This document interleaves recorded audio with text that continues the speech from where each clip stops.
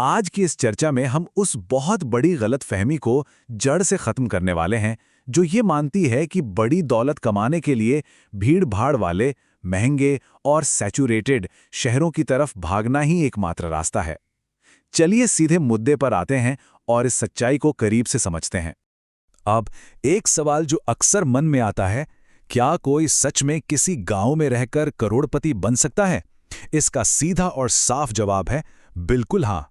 दरअसल ग्रामीण इलाकों में आज के समय में बिजनेस ग्रोथ का बहुत बड़ा स्कोप है। वहां कंपटीशन कम है, जमीन सस्ती है और खर्चे भी बहुत कम होते हैं, जो एक बहुत बड़ा एडवांटेज है। लेकिन यहां एक बहुत ही बुनियादी फर्क समझना जरूरी है। सफलता के लिए हमें सिर्फ अपनी रोजमर्रा की मेहनत या मजदूरी बेचने वाली सोच से बाहर निकलना होगा। इसकी जगह एक ऐसा वेल्थ माइंडसेट अपनाना होगा जिसका पूरा फोकस टिकाऊ बिजनेस सिस्टम बनाने पर हो। क्योंकि सच तो यह है कि असल दौलत मेहनत बेचने से नहीं, बल्कि मजबूत सिस्टम बनाने से आती है। तो आइए अपने पहले बड़े और बेहद प्रॉफिटेबल सेक्टर की तरफ बढ़ते हैं, स्मार्ट एग्रीकल्चर और डेयरी। देखते हैं कि इसमें कितना भारी मुनाफा छिपा है। मुनाफे को कई गुना बढ़ाने का एक कमाल का तरीका है स्मार्ट डेयरी। देखिए, सिर्फ गाय भैंस रखकर कच्चा दूध बेचने से काम नहीं चलेगा।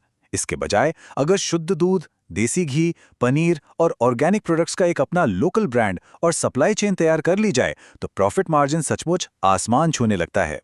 इसी तरह पोल्ट्री फार्मिंग तेजी से बढ़ते हुए सेक्टर का एक बेहतरीन उदाहरण है। गांव में जमीन, चारा और लेबर बहुत सस्ते मिल जाते हैं। सिर्फ 100-200 चूजों के साथ एक छोटी सी शुरुआत करके इसे ब्रॉयलर और लेयर फार्मिंग और फिर आगे चलकर पूरी हैचरी और फीड सप्लाई तक बढ़ाया जा सकता है। इसमें कैश फ्लो बहुत ही तेज और कंसिस्टेंट होता है। और अगर खेती की बात करें तो पारंपरिक खेती में अक्सर मार्जिन काफी कम रह जाता है। लेकिन जरा सोचिए, अगर मशरूम, ड्रैगन फ्रूट, औषधीय पौधे और एक्सोटिक सब्जियों जैसी हाई वैल्यू फसलों की ऑर्गेनिक खेती की जाए। शहरी ग्राहक इस तरह के सीधे खेतों से आने वाले ऑर्गेनिक सामान के लिए खुशी खुशी प्रीमियम कीमत चुकाने को तैयार रहते हैं। चलिए अब आगे बढ़ते हैं और इस प्लेबुक के दूसरे अहम फेज को एक्सप्लोर करते हैं, जो है इंफ्रास्ट्रक्चर और लॉजिस्टिक्स। यहां सबसे बड़ा मुद्दा क्या है? किसानों की सबसे बड़ी समस्या है सही स्टोरेज न होने की वजह से फसल का खराब होना।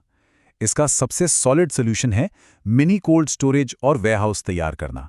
ये ना सिर्फ लोकल किसानों और व्यापारियों की एक बहुत बड़ी टेंशन खत्म करता है, बल्कि एक ऐसा हाई प्रॉफिटेबल लोकल एसेट तैयार कर देता है जिसे शुरू करने के लिए कई सरकारी योजनाओं का भी भरपूर सपोर्ट मिलता है। इसके अलावा गांव में हमेशा खेती का सामान, कंस्ट्रक्शन मटेरियल या पशुओं का चारा इधर से उधर ले जाने की जरूरत बनी ही रहती है। इसका सीधा सा मतलब है कि सिर्फ एक ट्रैक्टर, पिकअप वैन या मिनी ट्रक से शुरू किया गया काम धीरे धीरे एक बहुत बड़े और शानदार ट्रांसपोर्ट नेटवर्क में बदल सकता है। और एक बात हमें नहीं भूलनी चाहिए, गांव अब बहुत तेजी से डेवलप हो रहे हैं। वहां लगातार नए घर, दुकानें और सड़कें बन रही हैं।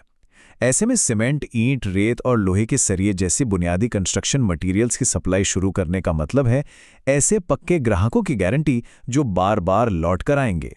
अब आगे बढ़ते हैं इस रूरल प्लेबुक की तीसरी कैटेगरी की ओर, जिसका पूरा फोकस रिटेल और रूरल सर्विसेज पर है। खेती बाड़ी के लिए रोजमर्रा की जरूरी चीजें जैसे कि बीज, फर्टिलाइजर्स, कीटनाशक और पशुओं का चारा, इनकी जरूरत किसानों को हमेशा रहती है। अगर कोई एक भरोसेमंद लोकल दुकान खोल ले जो ये सारी चीजें प्रोवाइड करे, तो वहां कंसिस्टेंट डिमांड की पक्की गारंटी होती है। ये एक एकदम एवरग्रीन मॉडल है। और हां, आज के गांव पूरी तरह डिजिटल हो चुके हैं। स्मार्टफोन्स, टीवी, सोलर सिस्टम और इन्वर्टर हर घर में पहुंच गए हैं। अगर लोकली इन इलेक्ट्रॉनिक्स की बढ़िया रिपेयर और इंस्टॉलेशन सर्विस दी जाए तो लोगों को बार बार शहर जाने की माथापच्ची से तो छुटकारा मिलेगा ही, साथ ही ये सर्विस एक बहुत ही शानदार और रेगुलर इनकम का जरिया भी बन जाएगी। इसी तरह एक साधारण सी लगने वाली लोकल किराना दुकान हर दिन का बेहतरीन कैश फ्लो देती है। और अगर इसमें थोड़ी स्मार्ट स्ट्रैटेजी लगा दी जाए, जैसे थोक में माल उठाना और होम डिलीवरी देना, तो यही छोटी सी दुकान आगे चलकर एक बहुत बड़े डिस्ट्रीब्यूशन हब और होलसेल गोडाउन में तब्दील हो सकती है। इन सभी शानदार मौकों को अच्छे से समझने के बाद अब वक्त आ गया है गांव के मार्केट में धूम मचाने का, वो अल्टीमेट फॉर्मूला जानने का। बिना कोई फालतू रिस्क लिए अपने ऑपरेशंस को बड़ा करने के लिए एक सिस्टमैटिक अप्रोच चाहिए होती है। इसे 3 सिंपल स्टेप्स में समझा जा सकता है। पहला, ऐसा बिजनेस चुनें जिसकी डिमांड कभी खत्म ना हो। दूसरा, बहुत ही छोटे और आसानी से मैनेज होने वाले लेवल से शुरुआत करें। और तीसरा, अपना एक बहुत मजबूत लोकल नेटवर्क तैयार करें। अब यहाँ एक बहुत ही गहरी बात पर ध्यान देना जरूरी है। गांव के समुदाय का भरोसा जीतना कोई ऑप्शन नहीं है, ये एकदम मैंडेटरी है। रूरल बिजनेस पैसों से ज्यादा रिश्तों, ईमानदारी और रेप्यूटेशन की बुनियाद पर चलते हैं। अगर गांव वालों का भरोसा नहीं जीता तो वहां कोई भी बिजनेस टिक नहीं सकता। एक और बड़ी गलती जो अक्सर लोग करते हैं, शुरुआती प्रॉफिट को महंगी बाइक या नए स्मार्टफोन जैसी दिखावे वाली चीजों पर उड़ा देना। इसके उलट एक स्मार्ट रूरल एंटरप्रेन्योर अपनी कमाई को वापस जमीन और मशीनों जैसी चीजों में लगाता है। प्रॉफिट को वापस बिजनेस में रीइन्वेस्ट करना ही असली वेल्थ क्रिएशन का सबसे बड़ा राज है।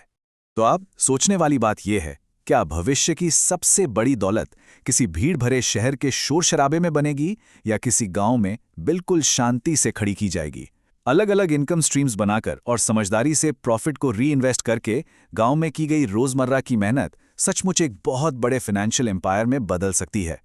यह इस पूरी सोच को ही बदल कर रख देता है कि असल में दौलत कहां बनाई जा सकती है। इसी विचार और सवाल के साथ आज का यह विश्लेषण यहीं समाप्त होता है।